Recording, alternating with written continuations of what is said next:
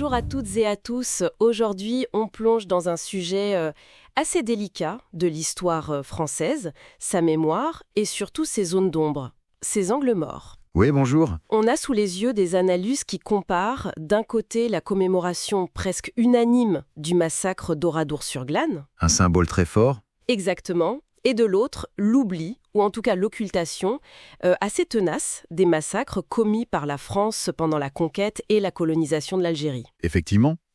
L'idée, c'est de voir un peu comment cette mémoire nationale se construit, ce qu'elle choisit de retenir, et puis ce qu'elle choisit d'ignorer ou de minimiser. Comprendre pourquoi certaines tragédies deviennent des symboles nationaux et d'autres restent dans l'ombre. C'est ça. Le souvenir d'une tragédie qu'on a subie, comme Oradour, face à un ennemi extérieur, le nazisme, et le souvenir, ou plutôt le non-souvenir, des violences que l'État français a lui-même perpétrées en contexte colonial. C'est vraiment ce contraste qui est au cœur de notre discussion aujourd'hui. Alors, commençons par Oradour, si vous voulez bien. Le 10 juin 1944, 643 civils, femmes, enfants, hommes, massacrés par une division SS. Oui, la division Das Reich. Le village est resté en l'état, en ruine. Un monument historique, un lieu de mémoire, Incontournable. qui symbolise la barbarie nazie, la souffrance française. Les commémorations sont toujours des moments très forts, très officiels. On l'a encore vu pour les 80 ans en 2024. C'est un symbole puissant d'unité nationale, c'est vrai, face à ce qui est perçu comme le mal absolu.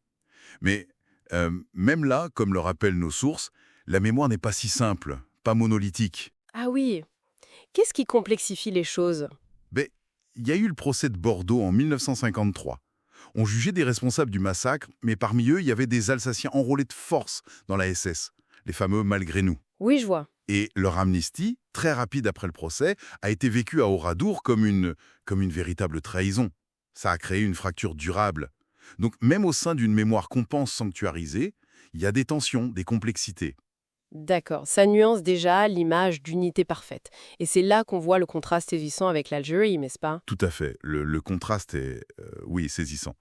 Les textes qu'on a étudiés décrivent des méthodes d'une brutalité extrême utilisées pendant la conquête au XIXe siècle, sous couvert de pacification. La pacification, un terme déjà en soi. Un euphémisme, clairement.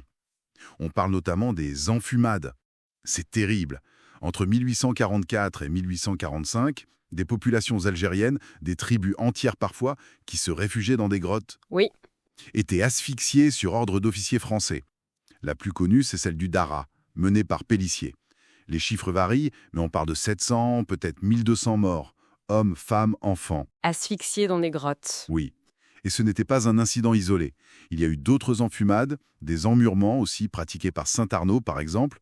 Bougeot lui-même, le maréchal, grande figure de la conquête, justifiait ça sans détour. Il faut les enfumer à outrance comme des renards.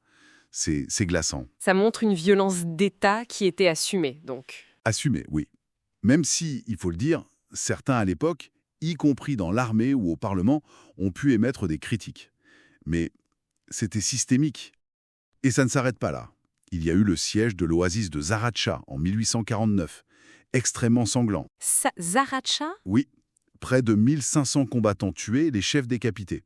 D'ailleurs, leurs crânes ont été retrouvés récemment dans les collections d'un musée à Paris et restitués à l'Algérie.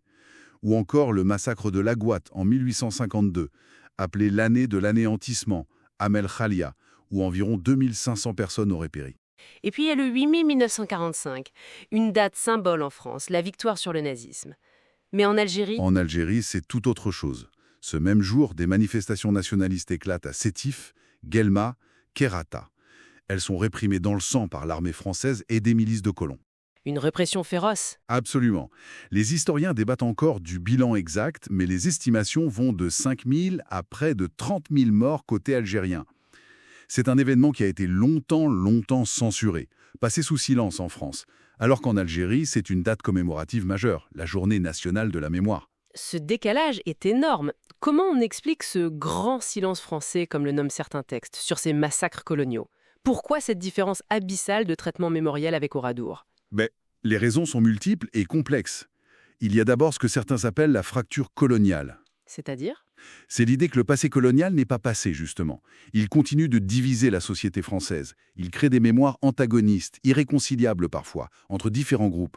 L'héritage est lourd et conflictuel. D'accord. Et d'autres facteurs? Et il y a parfois encore une certaine nostalgie de l'Algérie française.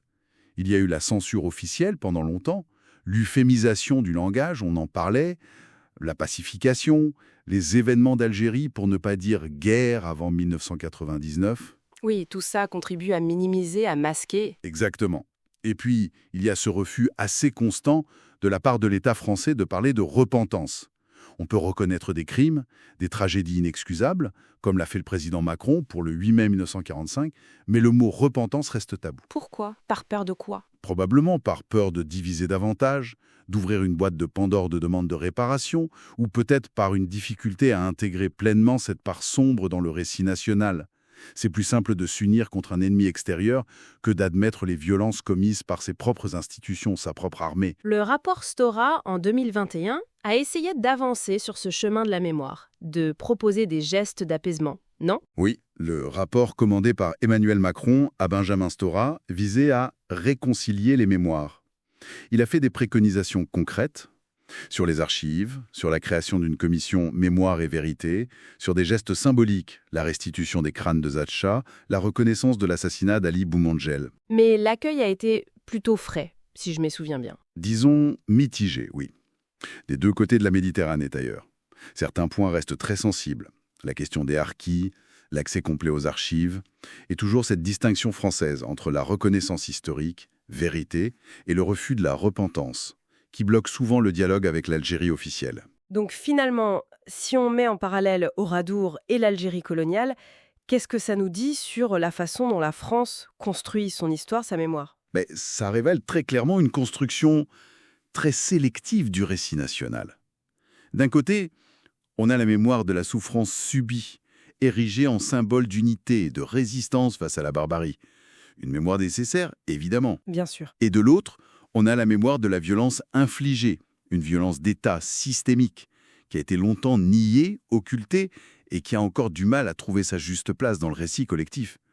C'est beaucoup plus inconfortable à regarder en face. Alors la question qui demeure et que posent en filigrane ces analyses, c'est est-ce qu'une mémoire vraiment apaisée, voire commune, est possible sans une reconnaissance pleine et entière de tout ce passé, au-delà des calculs politiques, des précautions de langage? Peut-elle assumer cette histoire coloniale complexe, avec ses parts d'ombre immenses, sans avoir l'impression de s'auto-flageller ou d'être humiliée? Et en même temps, comment répondre à cette demande de vérité, de dignité, qui vient notamment des descendants de colonisés, des jeunes générations qui veulent comprendre, briser les silences? Peut-on vraiment penser ces plaies, construire un avenir réellement partagé, sans cette confrontation honnête et lucide avec toutes les facettes de l'histoire? C'est une question qui reste ouverte et absolument cruciale.